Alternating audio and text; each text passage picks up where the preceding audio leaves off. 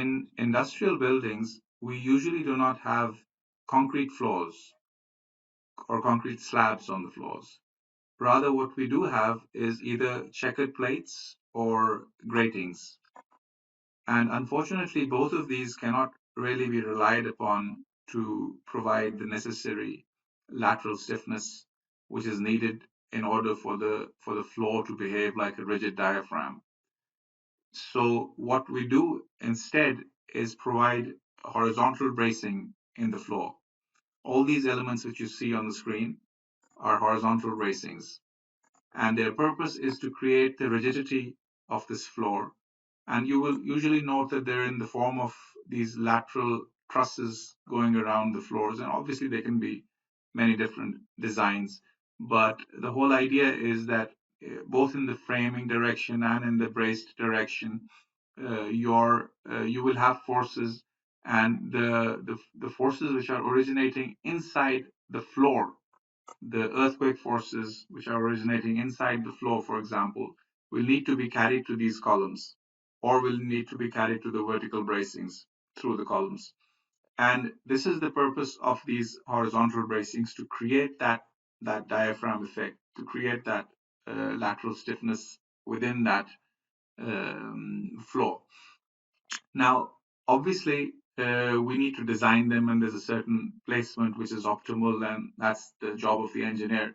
One could look at this picture and say, why not put some over here, or why not put some over here? Well, all configurations are theoretically possible. Some would be better than others depending on the geometry which you have. But once you do decide, depending on these distances and how much earthquake forces you have, then you have to, after you've made that decision, you have to decide on the layout of these horizontal braces. Now, what the engineer will not worry about will be the exact location, the exact orientation of these elements. So let me just delete this, for example, and enter another one just to show you. So let me enter a horizontal bracing. So the engineer might just come like that, do like that, and leave this horizontal bracing as it is in the analysis model. And because the engineer doesn't really care about where exactly this horizontal brace will be.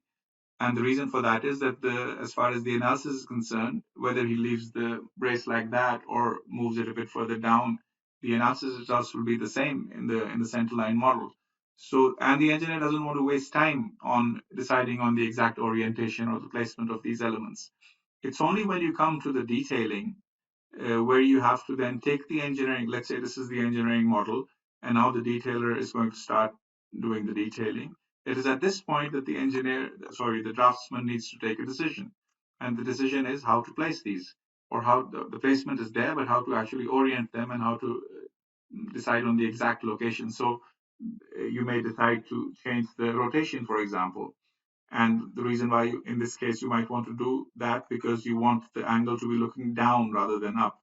So this would have been a bad choice, because in this sitting like this, because in industrial plants have a lot of dust in the air, and usually the whole environment is not very clean. Dust will keep accumulating on top of this in some way. So you want those to kind of fall down as much as possible, or easily cleanable. So it's usually a good practice to make them look down, especially when they're channels. Maybe not so much in angles, but in channels, you need, instead of making them look up, you'd rather have them looking down. You could make the decision of moving them down a bit, like that. But typically, you will see that they will be down a little more, so maybe 80 millimeters, something like that. And this is very common, that you have your horizontal bracing a little further down, not at the exact top of the floor. And this is interesting because from a statical point of view, you would actually want these to be exactly at the top of the floor. This would be ideal from an engineering point of view. One might think that having them at the exact center of this profile might be a better idea, but that's not true. Having them at the top is a better idea, because their purpose is to take the horizontal loads coming from the earthquake, for example, or the wind, or whatever lateral loads that you have. And let's say they're earthquake loads we're talking about, and there's equipment sitting on this floor, and there's the self weight of the floor as well. So as far as the equipment is concerned, which is the dominating load, obviously, assuming that the dead weight is not dominating, but the equipment load is dominating over there, or the live load is dominating, but the live load is all sitting on the tops of the flanges.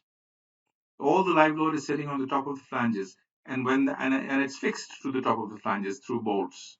And when that live load converts into a lateral load because of the earthquake acceleration effect, that load is actually applied at the top of the flange level rather than the center line of the beam. So most of your lateral loads are actually coming at the level of the top of the flange.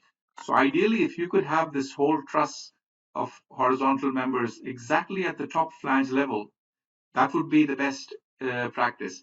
But unfortunately, that's not mostly possible. It can be when you have nothing on top of this floor, but a lot of times we have these checkered plates or gratings which form the floor itself. They've been welded to the beams, but they're there and they're not strong enough, and they're very thin. These thicknesses are like 2 millimeters, 3 millimeters of that range.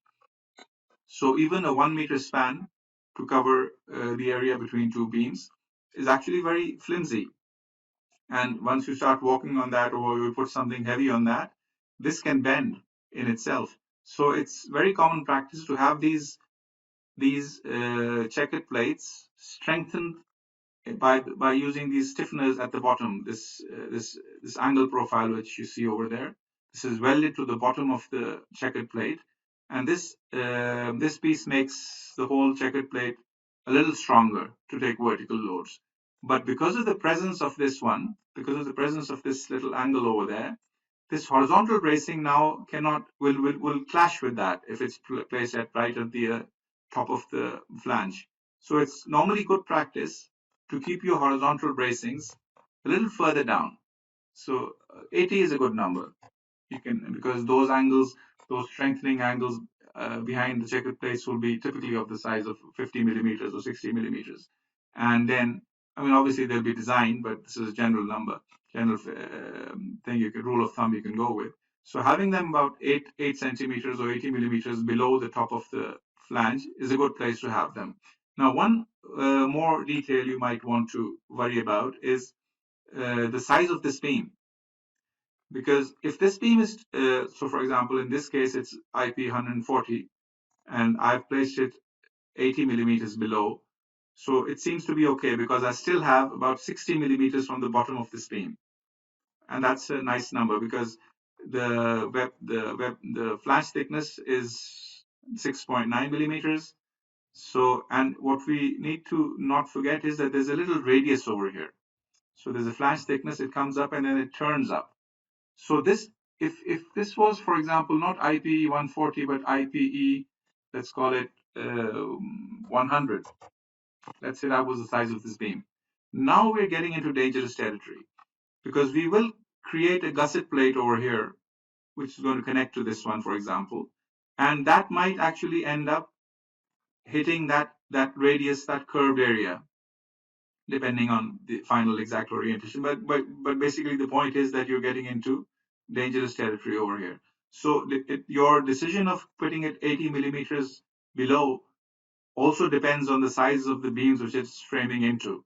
So if this is the situation, you might actually, so let's say these two beams are both IP 100, you might want to do something like putting all of them, all these three at that point, rather than 80, but putting them all the way to like 130 below. So in that case, they can be connected together and they can go under the beam rather than one from the left and one from the right, and then these two can be connected together. So these are the little tips and tricks you need to keep in mind when you're dealing with horizontal bracing. You have to make a design, an overall design. The design needs to ensure that the lateral loads create. So let's say you have a lateral load of uh, say 10 tons in this direction, in this part of the floor. So this 10-ton lateral load in the X direction will need to be taken by this truss over here and this truss over here. So you need to divide your loads into two parts, say 5 tons on each truss, and then this truss will be designed according to that load. And similarly, if there's a lateral load in the y direction, then this truss will take that load. And similarly for the other part of the floor. Now, obviously, you will not be thinking like this. You'll just enter all your lateral loads and the program will do the rest. But the point being that this whole design, this whole business of horizontal bracing is pretty intricate. There are more than one way of doing it. There are many ways of doing it. And it's not just a question of the spatial distribution of the horizontal bracing. You also have to worry about whether you will be able to place them at the right points or not. Sometimes it can get so complicated that instead of having these little trusses, you end up with these large horizontal braces going right through the floor. And then, they go through elements, right? And, in several pieces, but you go like one big piece and one big piece. So that'll obviously depend on what the engineer wants to do. But these are little tips and tricks that you have to adjust your horizontal bracing as delivered to you by the engineer. The engineer will deliver them to you in some awkward situation, something like this. And you will have to make the decision of what you want to do with it. So this is something I wanted to say, that when you're dealing with, once you get the model from the engineer, take that model and you bring that, you basically modify the orientations and the positions of the members in such a way that then you can start detailing directly with those orientations. And this is called adjusting the model. We'll talk a lot more about adjusting the model. This is probably one of the most simplest cases of adjusting a model, which is horizontal braces, in which it's primarily both sides move together. The start and the end go down the same amounts. We'll get much more complicated cases of adjustment because we want to protect the finite element model as we are doing all this. If you notice, although these horizontal braces have been moved down. But even then, as far as my finite element model is concerned, my finite element model is still intact. Let me turn off the release symbol so it's easier to see. Yeah, you can see that all the nodes are still connected to each other. So my finite element model is intact and my elements are exactly where I want them to be, which is the whole idea of adjusting a model. We just talked a little about adjusting horizontal bracing. Now, there's an automatic command to do this. We'll talk about that later. But this is if you're doing it completely manually, just to give you an idea about what adjusting means. The whole idea of adjusting means to protect the finite element model and yet place your elements at the location where you want them to be detailed.